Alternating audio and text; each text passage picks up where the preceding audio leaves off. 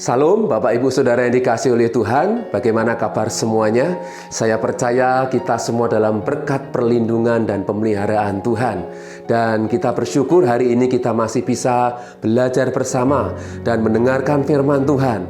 Dan tentunya kita semua tidak hanya sekedar mendengar firman Tuhan, tetapi kita terus berjuang untuk menjadi pelaku firman Tuhan. Amin, Bapak Ibu Saudaraku. Menyadari bahwa hidup semakin tantangan, persoalan semakin besar dan berat bagi orang-orang percaya. Karena firman Tuhan juga mengatakan segala sesuatu ada waktunya. Untuk segala sesuatu ada masanya. Bahkan hidup ini, bahkan dunia ini ada waktunya. Oleh sebab itu, Bapak Ibu Saudaraku, jika kita masih diberi kesempatan untuk bisa menerima firman Tuhan, firman yang menguatkan, firman yang meneguhkan, bahkan firman Tuhan yang ya dan amin, mari kita menghidupinya, Bapak Ibu Saudaraku. Karena manusia hidup bukan dari roti saja, tetapi dari setiap firman yang keluar dari mulut Allah. Ini yang kita percayai. Tetapi mari kita jadikan ini bukan sekedar firman Tuhan yang kita dengar, tapi kita betul-betul menjadi pelaku firman Tuhan, dan firman Tuhan itu hidup dalam diri kita. Amin, Bapak Ibu Saudaraku. Karena sampai hari ini umat Tuhan sedang dan terus berjuang untuk menjadi pelaku firman, sampai firman Tuhan digenapi secara utuh sesuai dengan kehendaknya. Amin, Bapak Ibu Saudaraku. Roma 9 ayat 28 mengatakan, sebab apa yang telah difirmankannya akan dilakukan Tuhan di atas bumi sempurna dan segera. Ya, ketika kita di masa waktu kecil sampai kita usia remaja, bahkan mungkin sudah menjadi orang tua, betapa cepatnya waktu itu berjalan. Ya, kalau kita sedikit membayangkan masa lalu kita, hingga sampai hari ini kita mendengar firman Tuhan, begitu cepat waktu itu berjalan. Dan ini menunjukkan bahwa segala sesuatu ada masanya, ada waktunya. Tetapi hari ini kita akan belajar memahami dan kita akan mengerti maksud Tuhan dalam kehidupan kita, supaya kita bisa lebih mengenal Tuhan. Yohanes pasal 17 ayat yang ketiga mengatakan, inilah hidup yang kekal, yaitu barang siapa yang mengenal satu-satunya Allah yang benar di dalam Yesus Kristus. Sehingga hari ini kita harus menjadi pengikut Kristus yang betul-betul menjadi pelaku firman. Amin, Bapak Ibu Saudaraku. Kita akan melihat di dalam Matius pasal yang ke-21 ayat yang ke-28 sampai dengan yang ke-32. Ini perumpamaan tentang dua orang anak. Dan perumpamaan ini ditulis hanya di dalam Matius pasal 21 saja. Jadi ini hampir serupa dengan si sulung dan si bungsu. Tetapi kita akan melihat perumpamaan yang sederhana ini, namun mengingatkan kepada kita sebagai umat Tuhan, sebagai pengikut Kristus. Saya akan bacakan ayat ini, ayat 28. Tetapi apakah pendapatmu tentang ini? Seorang mempunyai dua anak laki-laki, ia pergi kepada anak yang sulung dan berkata, anakku, pergi dan bekerjalah hari ini dalam kebun anggur. Jawab anak itu, baik Bapa, tetapi ia tidak pergi. Lalu orang itu pergi kepada anak yang kedua dan berkata demikian juga. Dan anak itu menjawab, aku tidak mau. Tetapi kemudian ia menyesal, lalu pergi juga. Ayat 31, siapakah di antara kedua orang itu yang melakukan kehendak ayahnya? Jawab mereka, yang terakhir.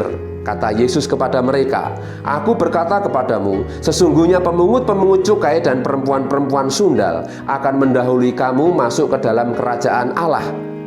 Sebab Yohanes datang untuk menunjukkan jalan kebenaran kepadamu, dan kamu tidak percaya kepadanya. Tetapi pemungut-pemungut cukai dan perempuan-perempuan sundal percaya kepadanya. Dan meskipun kamu melihatnya, tetapi kemudian kamu tidak menyesal dan kamu tidak juga percaya kepadanya. Amin, Bapak Ibu Saudara. Perumpamaan ini sangat sederhana. Dan kisah ini terjadi ketika Tuhan juga berjumpa dengan orang-orang Yahudi pada waktu itu, dan teristimewa kepada hal ini disampaikan kepada ahli-ahli Taurat dan orang-orang Farisi. Bapak Ibu Saudaraku, dalam kisah ini kita melihat ada 2 orang anak. Jadi seorang ayah memiliki 2 orang anak. Si sulung, ya saya bikin mudah saja, si sulung dan si bungsu. Ya, ketika bapaknya memerintahkan kepada si sulung, "Nak, pergilah ke ladang dan bekerjalah." Jawab si anak yang sulung, yaitu, "Baik, Pak." Tapi dia tidak pergi. Kemudian dia datang kepada anak yang kedua dan dia berkata yang sama. Namun anak yang kedua berkata, "Tidak mau, Pak." Tetapi ketika dia menyesal, kemudian dia pergi. Jadi Bapak Ibu Saudaraku, ada 2 hal yang membedakan dari perumpamaan ini. Yang sulung berkata ya, tetapi tidak melakukan. Kemudian yang kedua, anaknya ini, yang kedua, dia berkata, "Tidak mau, Pak." Namun ketika dia sadar dan menyesal, akhirnya dia pergi dan dia melakukan perintah ayahnya. Ini perumpamaan sekali lagi ditujukan pada waktu itu bagi orang-orang Farisi dan ahli-ahli Taurat. Ya, karena mereka tidak percaya kepada Yohanes. Namun yang percaya justru pemungut-pemungut cukai dan orang-orang Sunda. Bahkan orang-orang Farisi dan ahli Taurat ini tidak menyesal. Karena apa yang dilakukan oleh Yohanes itu adalah perintah dari Tuhan. Orang-orang Farisi dan ahli-ahli Taurat, mereka juga golongan orang-orang Yahudi. Orang-orang yang juga dikasihi oleh Tuhan. Namun mereka tidak mau percaya. Mereka melihat tapi tidak percaya. Ini yang menjadikan perumpamaan ini disampaikan oleh Yesus. Kita sebagai orang-orang percaya, umat Tuhan yang dipanggil dan dipilih oleh Tuhan untuk menjadi pelaku firman Tuhan, bukan hanya sebagai pendengar saja. Sehingga tema kali ini akan saya beri judul pelaku atau pendengar. Ya. Jadi mari kita akan renungkan perumpamaan firman Tuhan ini dengan lebih dalam lagi. Ya, apakah kita hanya sebagai pendengar atau pelaku firman Tuhan? Karena jika kita sering mendengar firman Tuhan, berarti kerinduan kita juga harus menjadi pelaku firman Tuhan. Amin, Bapak Ibu Saudaraku.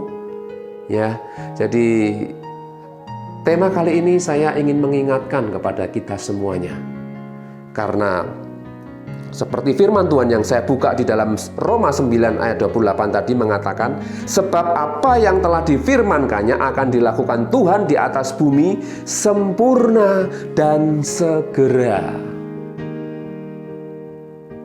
Jadi tentunya kita tidak ingin menjadi orang-orang atau anak-anak Tuhan yang ketinggalan, seperti gadis-gadis yang bodoh. Mereka menanti-nantikan Tuhan, namun mereka tidak layak untuk masuk dalam pesta.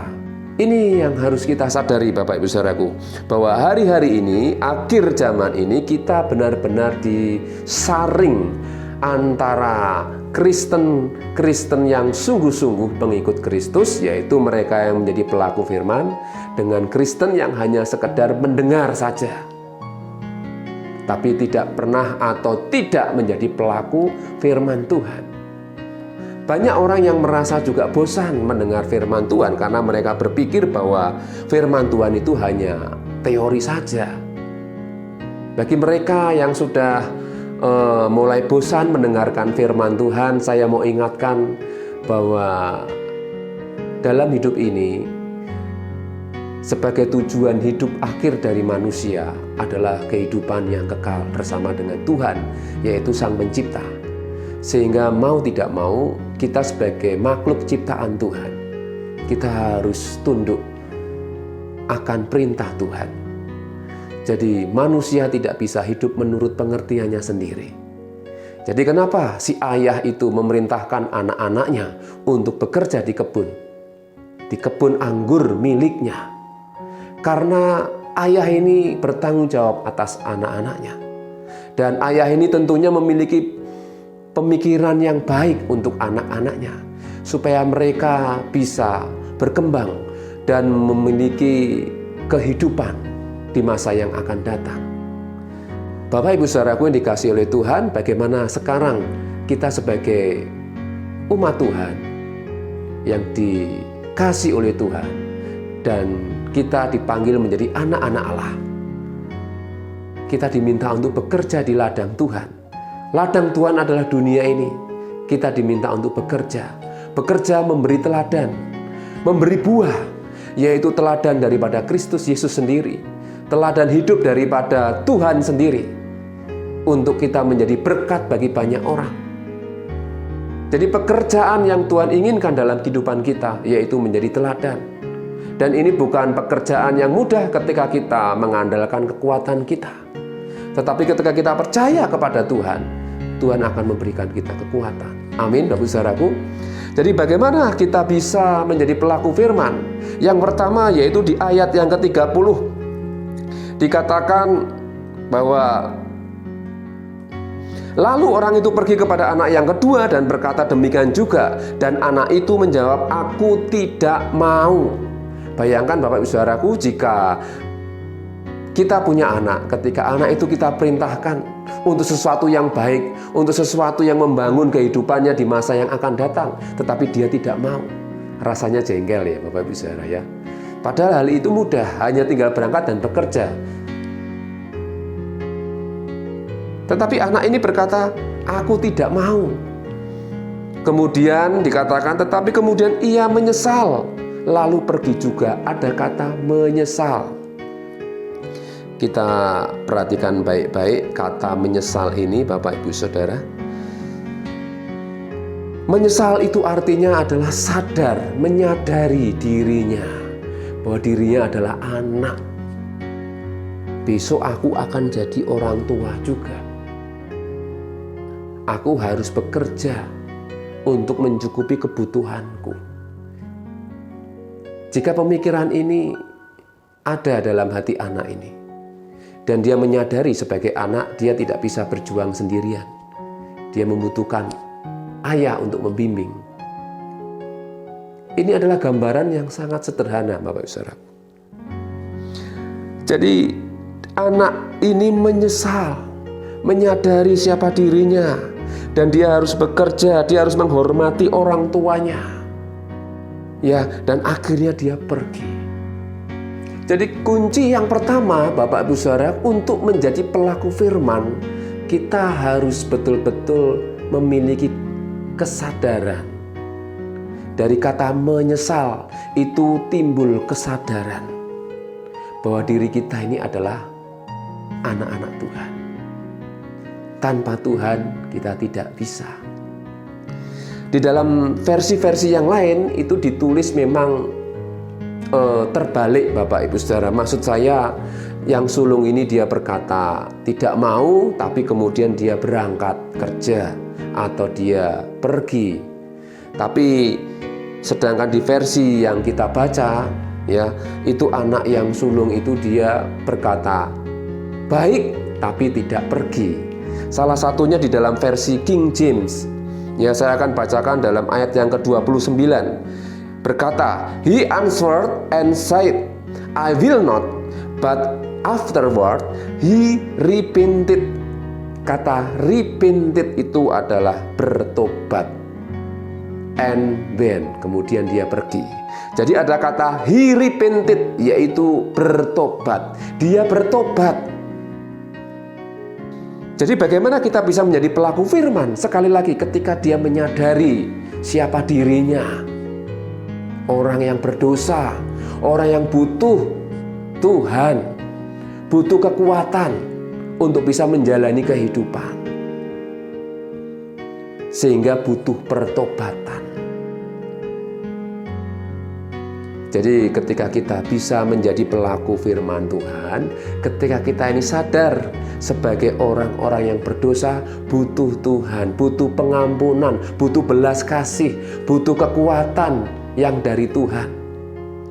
Jadi tanpa penyesalan, tanpa pertobatan, kita mungkin akan menjadi ahli-ahli Taurat karena merasa benar terus. Ya. Jadi kata he repented, bertobat, dia bertobat itu penting. Kenapa? Karena di situ ya terjadi satu perenungan, terjadi satu kesadaran siapa diri kita ini. Sehingga kita lihat nanti Tuhan berkata bahwa kelak pemungut cukai, bahkan orang-orang perempuan-perempuan sundal akan lebih dulu masuk ke dalam kerajaan Allah. Kenapa? Karena mereka menyadari bahwa mereka adalah orang yang berdosa, orang-orang yang butuh kasih Tuhan, butuh pengampunan dari Tuhan. Sedangkan ahli-ahli Taurat, mereka masih keras hati, masih memiliki hati yang merasa benar, baik di hadapan Tuhan dan manusia. Ini sulitnya Bapak Ibu Saudaraku. Kenapa kita sulit untuk menjadi pelaku firman Tuhan? Karena kita masih merasa diri kita benar, karena merasa diri kita ini sudah hebat. Tidak ada kesadaran bahwa diri kita ini lemah. Kita masih rentan dengan dosa. Tidak ada kesadaran jati diri kita ini sebenarnya itu siapa? Karena kita ini adalah ciptaan Tuhan Bapak Ibu Saudaraku. Jadi kita tidak bisa berkata aku bisa hidup sendiri tanpa Tuhan. Tidak bisa. Oleh sebab itu firman Tuhan ini mengingatkan kepada kita semua supaya kita sadar untuk menjadi pelaku firman Tuhan. Kita harus menyadari ada kata menyesal, ada kata he repented, dia bertobat, ada pertobatan yang sungguh-sungguh. Kita ingat ketika Tuhan Yesus melihat seorang pemungut cukai berdoa, Tuhan ampuni aku orang yang berdosa ini, aku tidak layak Tuhan, ampunilah aku. Sedangkan Tuhan juga melihat ada seorang Farisi yang berdoa, Tuhan aku ini sudah melakukan ini dan itu, berpuasa dan lain sebagainya, aku ini sudah hidup benar, mana yang Tuhan terima? Tuhan mendengarkan doa orang-orang yang jujur, orang-orang yang tulus. Tuhan mendengarkan doa pemungut cukai karena dia jujur di hadapan Tuhan. Mari kita jujur di hadapan Tuhan, dan kita pasti akan diberi kekuatan untuk menjadi pelaku firman Tuhan. Amin. Kenapa banyak orang bosan mendengar firman Tuhan? Karena mereka tidak pernah mau untuk menjadi pelaku firman Tuhan. Mari kita sebagai anak-anak Tuhan yang dipanggil untuk menggenapi firman Tuhan, kita bergairah dalam hal ini. Karena langit dan bumi akan berlalu, tetapi firman Tuhan tetap untuk selama-lamanya. Berbahagialah mereka yang hidup di dalam firman Tuhan. Amin Bapak Ibu Saudaraku. Ya, mari kita bergairah dalam hal ini. Jadi poin yang pertama, bagaimana kita bisa menjadi pelaku firman ketika kita ada penyesalan. Menyesal, yaitu menyadari siapa diri kita di hadapan Tuhan, dan ada pertobatan. He repented, dia bertobat, ada pertobatan. Bahwa kita ini orang-orang yang berdosa, butuh pengampunan dari Tuhan untuk menjadi pelaku firman Tuhan. Amin. Mari kita akan bergairah dalam hal ini, sehingga kita akan berani melangkah ketika kita mendapatkan pengampunan, karena kita ada pengakuan dan penyesalan, ada pertobatan yang sungguh di hadapan Tuhan. Amin Bapak Ibu Saudaraku. Bagian yang kedua, bagaimana kita bisa menjadi pelaku firman? Yaitu kita harus memiliki iman percaya. Ya, Tuhan mengingatkan kepada orang-orang Farisi dan ahli-ahli Taurat pada waktu itu Ya, sebab Yohanes datang untuk menunjukkan jalan kebenaran kepadamu, ayat 32, dan kamu tidak percaya kepadanya. Tuhan mengingatkan kepada ahli-ahli Taurat dan orang-orang Farisi dan orang-orang Yahudi pada waktu itu. Ya. Namun kamu tidak percaya kepadanya, tetapi pemungut-pemungut cukai dan perempuan-perempuan sundal percaya kepadanya. Dan meskipun kamu melihatnya, tetapi kemudian kamu tidak menyesal, dan kamu tidak juga percaya kepadanya. Jadi Tuhan mengingatkan, kalau bahasa Jawa itu melehke. Ya, mereka tidak menyesal, bahkan tidak percaya. Ini yang menjadikan dasar mereka tidak bisa menjadi pelaku firman Tuhan. Jadi sekali lagi Bapak Ibu Saudaraku, bagaimana kita bisa menjadi pelaku firman Tuhan? Yang pertama tadi kita melihat bahwa kita harus ada rasa menyesal, ada pertobatan, menyadari siapa diri kita sebenarnya. Jika kita ini adalah anak-anak Tuhan. Yang kedua, yaitu kita harus percaya. 2 Korintus 5 ayat 7 mengatakan, sebab hidup kami ini adalah hidup karena percaya, bukan karena melihat. Jadi dengan iman kita harus memiliki keyakinan, ya. Iman itu pun adalah pemberian Tuhan. Jadi sampai hari ini jika kita percaya dengan firman Tuhan, mari kita terus yakini dan terus berjuang melakukan. Amin Bapak Ibu Saudaraku. Ya, sehingga ketika Tuhan datang menjemput kita, ketika kita siap, kita seperti wanita-wanita atau gadis-gadis yang bijaksana, yang selalu ada minyak, ya. Sehingga ketika mempelai datang, mereka siap sedia. Amin Bapak Saudaraku. Minyak itu juga dilambangkan ketika kita ada Roh Kudus. Roh Kudus yang membuat kita ini kuat untuk menjadi pelaku firman Tuhan. Ya, karena kita tidak bisa berjalan sendiri, sehingga Roh Kudus yang ada dalam hidup kita ini yang menjadi penghibur, yang menasehati, bahkan penolong untuk kita bisa menjadi pelaku firman Tuhan terus. Jadi ketika Tuhan datang kapanpun, kita selalu siap. Are you ready? Saudara siap jika Tuhan datang? Ya, mari kita tetap tinggal dalam firman Tuhan.